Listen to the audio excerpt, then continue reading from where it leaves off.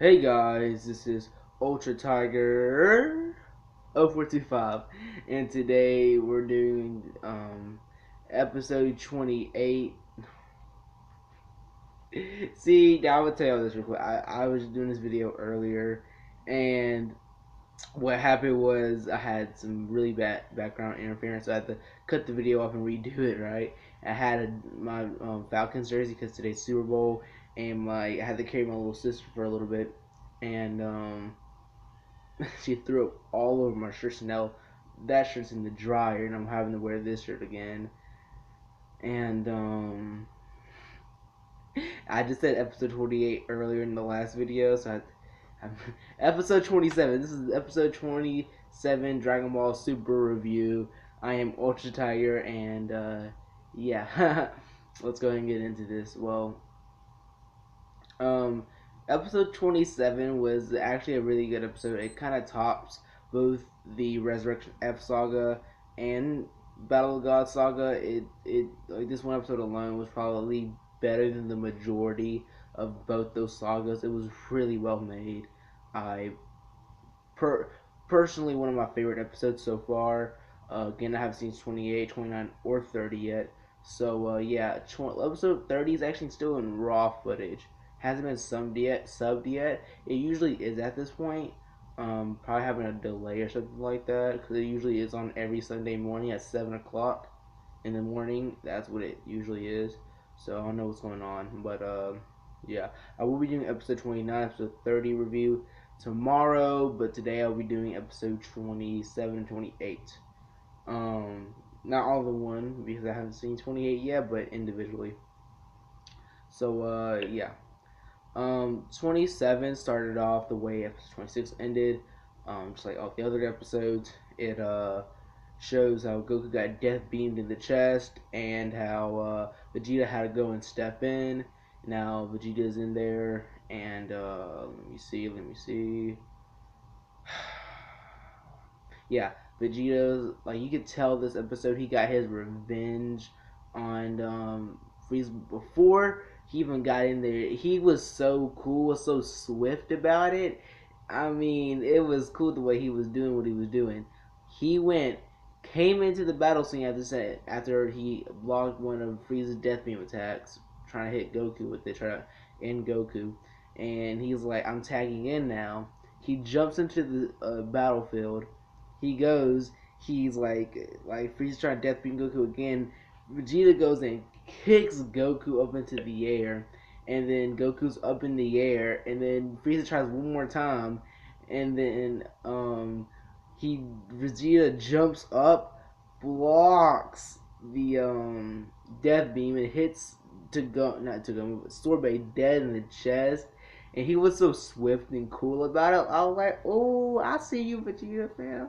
It was really cool. It was really cool, and it started the episode just right for me personally. It was really cool, and then yeah, and then the Goku got Senzu Bean. He's up and ready to go, and then Vegeta now. Vegeta, this was his episode. He slaughtered Frieza. I'm talking this man. At one point, he kicked him in the air. Frieza's like, oh, like he's floating in the air going upwards, and like all of a sudden he's like, oh, my life right now. And then all of a sudden Vegeta jumps up and he is punching the crap out of Frieza in the face, just pow, pow, pow, all in midair that punches him down to the ground. And oh my god, Frieza got the hands.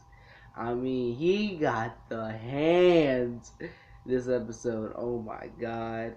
You could tell Vegeta knew he was gonna win this because he said, "Hey, you know what? Just because you messed up and whatnot, here comes well, hold up. Because you messed up and whatnot, and I saved you, I get the good part." And he knew he was getting the good part as he was about to slaughter Frieza. Some good foreshadowing right there.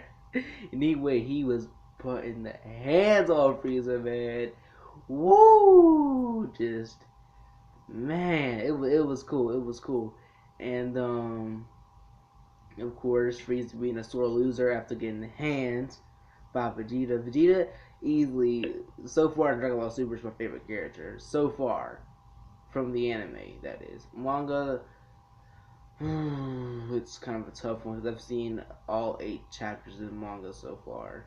So I don't know, but in the anime so far, Vegeta definitely is my favorite. He's earned that position. He's good. Um, I might even do it after Dragon Ball Super's done, however long it'll be. I mean, when Dragon Ball Super's done, I this channel should be coming along a far way for sure. Um, I mean, for sure. So yeah. Um, but I will whenever Dragon Ball Super's done, I will do a top 10 um Dragon Ball Super characters. And if I forget after Dragon Ball Super's done with, not in the manga but in the anime, someone please comment or tell me something about that, just to remind me that you know what I mean.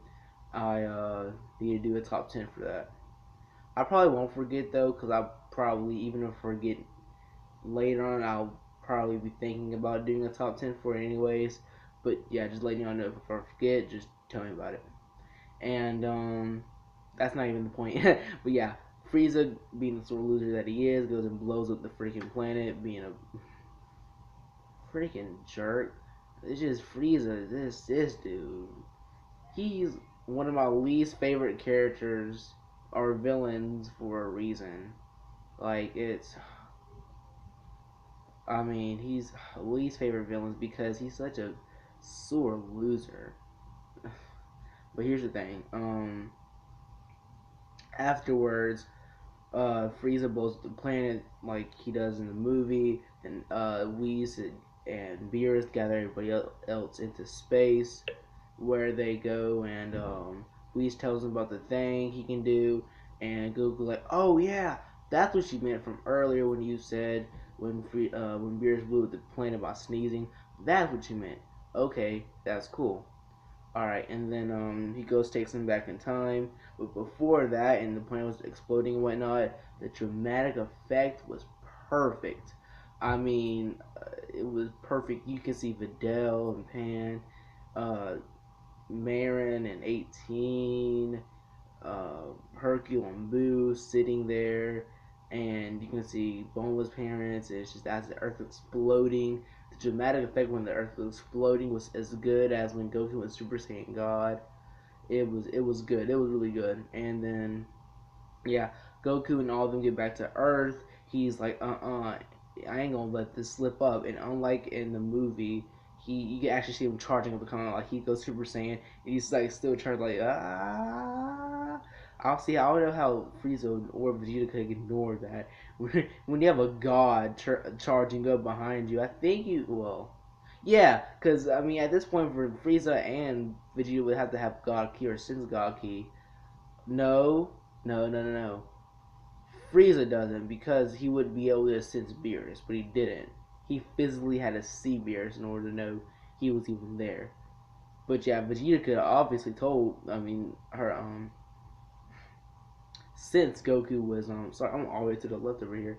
But yeah, I don't know how Vegeta didn't sense Goku from all the way in the background, and Goku starts to comment how he jumps up. See the aura flashing behind him. It looks so cool. Pulling up the Kamehameha on Frieza.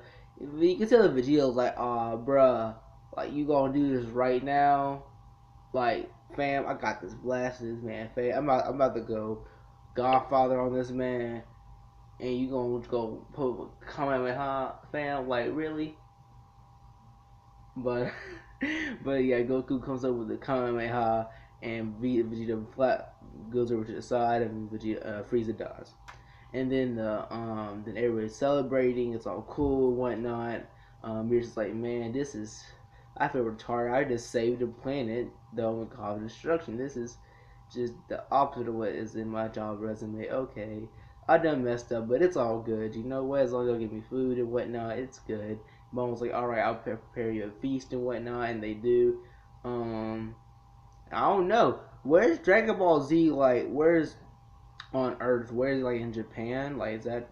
I mean, just big assumption, but is it like it's definitely not in America because all the food they were preparing, it looked good, fam. I was looking at it like, hold on, is that legit food they actually have in this, like, on Earth? I'm gonna go. Hey, I'm going to Japan, fam. Like, hey, I want to try all that. That looked good. Like, for real. Hey, for all the Japanese people checking out my channel, I'm heading over there one day, fam, for sure.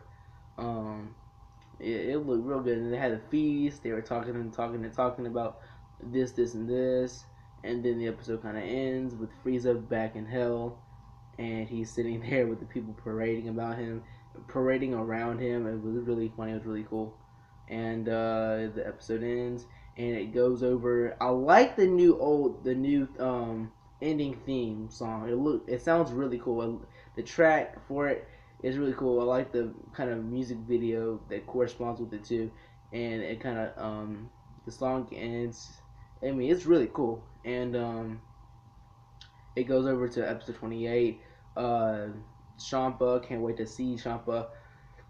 Because apparently, from what I heard, in the next episode, Champa's fighting Beerus. So, those who are watching the episode and checking the review and haven't seen 28 yet, though it's highly, I'm probably one of the most latest people to make a review on these episodes. Trust, I'll be on schedule by tomorrow, guys. Just I'm sorry about this.